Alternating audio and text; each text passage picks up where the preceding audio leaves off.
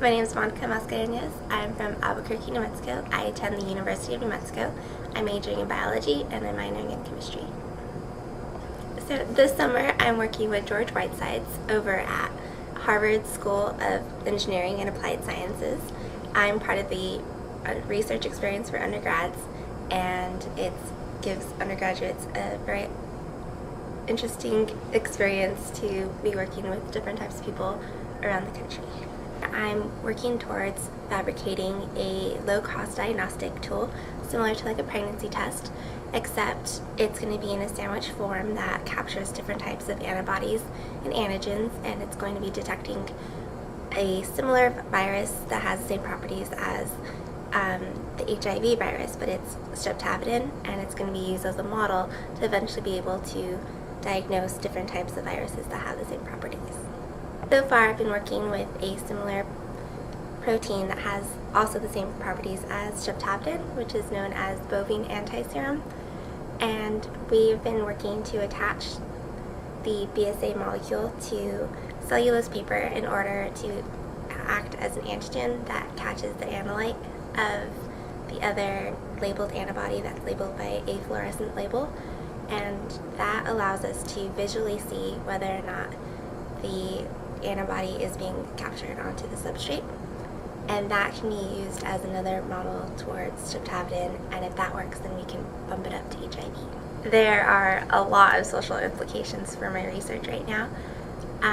Just the fact that you can make a device in any type of sense that doesn't require a lot of medical expertise to deliver. Most of the time when you go to the doctor right now, just to take a simple blood test, it takes you at least 2 to 3 weeks to decide whether or not this test came back positive or negative, regardless if it's HIV, if it's hepatitis. It just depends on the type of test that you take, but most of the time it takes at least 2 to 3 weeks. Even beyond that, developing countries are not able to go to a doctor maybe once every year, and so if even a relatively trained person with a whole box of diagnostics can go to a remote area and be able to test a very large population within a very short time and very low cost, which is amazing. Just knowing whether or not you're HIV positive can make a huge difference on a very large population, and that's the key to regulating the HIV virus, is knowing whether or not you're positive or negative. A lot of people don't know that the HIV virus is actually a really old virus and only continues to be rapidly transmitted within our population as transmission rates increase. But if you can decrease the amount of transmission rates within a population, you can actually cause the virus to go into a dormant stage within that certain population.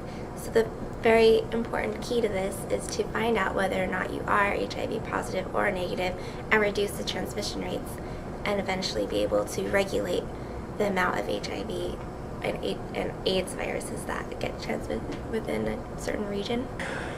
I'd say if you love science, definitely pursue it. I mean, there's no boundaries holding you back from it. I came from a very different background where science wasn't really understood, and yet even if you don't have the support system, or if you do have a really good support system, I'd say don't hold back. Even though you think science might be really difficult or it's really hard, it's really actually really fun and interesting, and every day is different and new experiences, and you just learn so much, and it's awesome. Science is fun.